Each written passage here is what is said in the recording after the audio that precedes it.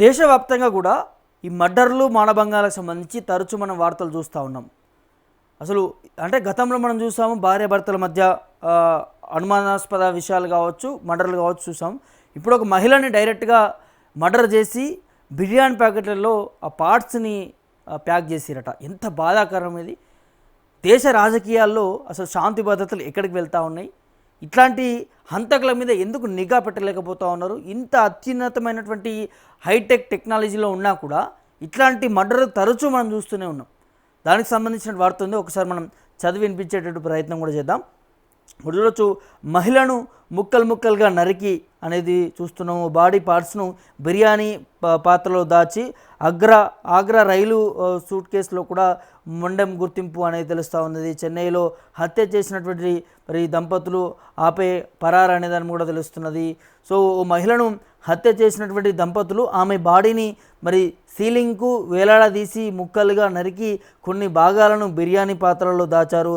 తలలేని మొండెం భాగాన్ని కూడా red colour suit కేసులో కూడా పెట్టి ఆగ్రా వెళ్ళేటటువంటి రైలు ఎక్కి అందులో మరి వదిలేసి కిందకు దిగేశారట. ఈ ఘటన చెన్నైలోని ఆగస్టు 6న వెలుగు చూసినట్టుగా తెలుస్తున్నది. తాజాగా పోలీసులు నిందితులని మృతి చెందినటువంటి మహిళలను కూడా సైతం గుర్తించినట్టుగా తెలుస్తూ ఉంది. వారిని గుర్తించారట. ఇది పరిస్థితి మరి దంపతులు చేశారట.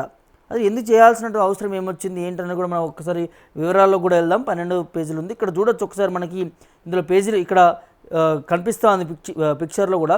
శరీర భాగాలను దాచినటువంటి పాత్ర అటు ఇక్కడ రెడ్ సూట్ కేసుకు సంబంధించి ఇందులో కొన్ని శరీర భాగాలు దాచిరట. ఇక్కడ చూడొచ్చు నిందితుల ఫైల్ అనేది ఇక్కడ వెనకాల కనిపిస్తున్నటువంటి పర్సను దీనికి సంబంధించి నిందితుడట. సో ఇంత దారుణానికి ఒడిగడుతూ ఉన్నారు. అసలు భయం లేకుండా పోయింది. దీని వెనకాల ఒక దంపతులు ఉన్నారట. మరి ఆ దంపతులు ఎవరైందని కూడా మనం ఒకసారి పూర్తిగా చదువుకునేటట్టు ప్రయత్నం చేద్దాం.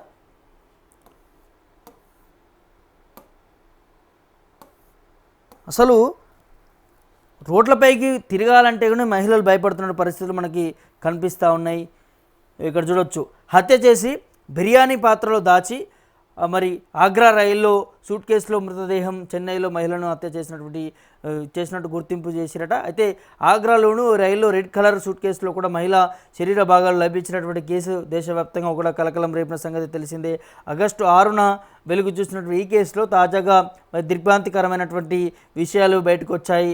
ఇద్దరు అనుమానితులు చెన్నైలో అద్దెకు తీసుకున్న ఇంట్లోనే ఆ మహిళను దారుణంగా హత్య చేసినటువంటి శరీర భాగాలను నరికి వేసినట్లు కూడా పోలీసులు ప్రాథమిక విచారణలో కూడా తేలింది.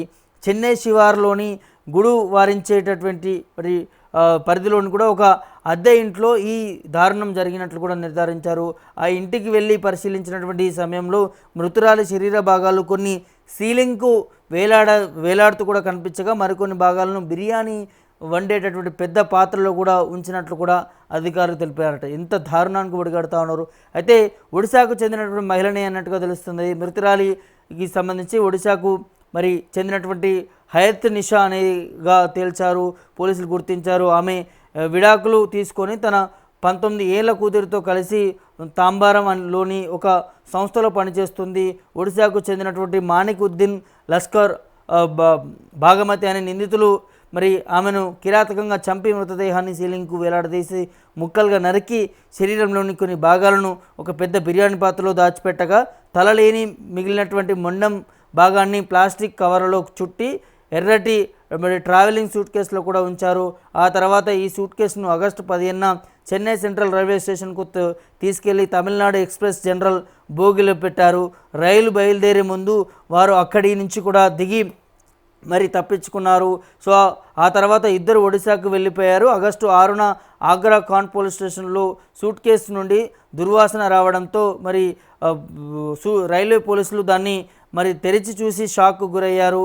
సో మరి చెన్నై సెంట్రల్ స్టేషన్ గుడువాంచేరి పరిసరాల్లో కూడా దాదాపు 350కి పైగా సీసీటీవీ కెమెరాలను పరిశీలించిన రైల్వే పోలీసులు సో నిందితులను గుర్తించారు. వారిని అరెస్ట్ చేసేందుకు కూడా ప్రత్యేక పోలీస్ బృందాలు కూడా ఒడిశాకు వెళ్ళాయట. అయితే ఆ హత్యకు గల కారణాలు, మృతురాలిని నిందితులకు మధ్య ఉన్నటువంటి సంబంధం ఇంకా తెలియాల్సిన అవసరం ఉంది అనేది పోలీసులు చెప్తా ఉన్నారు. ఇది ఓవరాల్గా ఒక మహిళ ఇంటిలో అద్దెకి తీసుకొని అదే మహిళని కిరాతకంగా చంపారు. ఎంత క్రూరాతికూరమైనటువంటి చర్య ఇది అంటే చంపి ఆ శరీర భాగాలను విడదీసి ఆ తల భాగాన్ని అక్కడ ఉన్నటువంటి ఫ్యాన్ సీలింగ్కి వేలాడదీసిరట. ఎంత అంటే ఇట్లాంటివి హై థ్రిల్లర్ కేసులు అన్నీ కూడా మనం సినిమాలో చూస్తూ ఉంటాం. మరి దాన్ని సినిమాలనే తలపించే విధంగా ఈ హంతకులు చేసారు. సో దీని వెనకాల ఇద్దరు ఉన్నట్టుగా తెలుస్తున్నది. మరి ఆ ఇద్దరు ఎవరు ఏంటని కూడా పోలీసులు పూర్తి స్థాయిలో కూడా ఇన్వెస్టిగేషన్ చేస్తూ ఉన్నారు. సో చెన్నైలో జరిగినటువంటి సంఘటన అందరిని కూడా మరి కలిసివేస్తున్నటువంటి పరిస్థితి, కదిలివేస్తూ ఉన్నది. అసలు ఎందుకు చేయాల్సిన అవసరం వచ్చింది? ఒక డైరెక్ట్గా అంటే ఇక్కడ మనం క్లియర్ కట్గా అర్థం చేసుకోవచ్చు. అంటే ఆ మహిళనే టార్గెట్గా పెట్టుకున్నారు. ఆ మహిళనే టార్గెట్గా పెట్టుకొని ఆ మహిళ ఇంటి వద్దకి మరి రెంట్ కావాలంటూ కూడా మరి ఈ నెల 5వ తారీఖు నాడు వెళ్ళినట్టుగా తెలుస్తూ ఉన్నది. సో వెళ్ళి అదే రోజు సాయంత్రం సమయంలో కూడా ఆ మహిళను చంపేసినట్టు పరిస్థితి కనిపిస్తున్నది. సో చంపేసి ఆ శరీర భాగాలని మరి ఒక తల భాగాన్ని అక్కడే మరి ఫ్యాన్ సీలింగ్కి వేలాడదీసి మిగతా భాగాలను కొన్ని మరి బిర్యానీ వండేటటువంటి ఆ పాత్రలో పెట్టి కొంత భాగాన్ని రెడ్ సూట్ కేసులో తీసుకొచ్చి రైల్వే స్టేషన్లో మరి ట్రైన్ బోగీలో పెట్టినటువంటి పరిస్థితి, జనరల్ ట్రైన్ బోగీలకు సంబంధించి. సో ఇట్లా అంటే మేము దొరికినా భయం లేకుండా, అంటే దొరికినా పర్వాలేదని అనుకున్నారా, లేకపోతే ఏ కక్షితం చేసి ఏందని కూడా తెలియాల్సిన అవసరం ఉంటుంది. సో ఇట్లాంటి కేసులు చూసినప్పుడు, ఘటనలు చూసినప్పుడు కూడా చాలా వరకు కూడా ఒంటరిగా ఉన్నటువంటి మహిళలని ప్రాధాన్యంగా చేసుకుంటున్నారనేది వినిపిస్తున్నది. సో గాంధీజీ చెప్పారు, ఒక మహిళ అర్ధరాత్రి మరి నడిచినప్పుడే స్వాతంత్రం మనం వచ్చింది అనుకోవాలనేది. మరి ఇప్పుడు మధ్యాహ్నం కూడా రోడ్లపై కూడా నడిచేటువంటి పరిస్థితి కనిపిస్తలేదు. అంత దారుణానికి వెళ్తున్నటువంటి పరిస్థితి కనిపిస్తాను. రోజు రోజుకి ఇట్లాంటి క్రైమ్స్ మనం తరచూ చూస్తూ ఉన్నాం. దానికి మించేటటువంటి క్రైమ్ అని చెప్పొచ్చేది. మరి ఇందులో దంపతులు ఉన్నట్టుగా తెలుస్తూ ఉంది. ఆ దంపతులకి ఈ చనిపోయినటువంటి మహిళకి ఏంటి సంబంధం, ఏం జరుగుతుంది ఏంటి అనేది కూడా పోలీసులు త్వరలోనే మరి గాలింపు చర్యలు కూడా చేపడుతున్నారు. త్వరలోనే దీనికి సంబంధించినటువంటి కేసుకి సంబంధించి అప్డేట్స్ కూడా అందించేటువంటి పరిస్థితి కనిపిస్తుంది. కానీ వారి కోసం ప్రత్యేక బృందాలను కూడా ఏర్పాటు చేసిరు. గాలింపు చర్యలు కూడా చేస్తున్నటువంటి పరిస్థితి కనిపిస్తూ ఉంది. సో మరి ఇట్లాంటి సంఘటనకు సంబంధించి మీరు ఏమనుకుంటున్నారు, మీ అభిప్రాయం ఏంటనేది కూడా కామెంట్ రూపంలో తెలియజేయండి.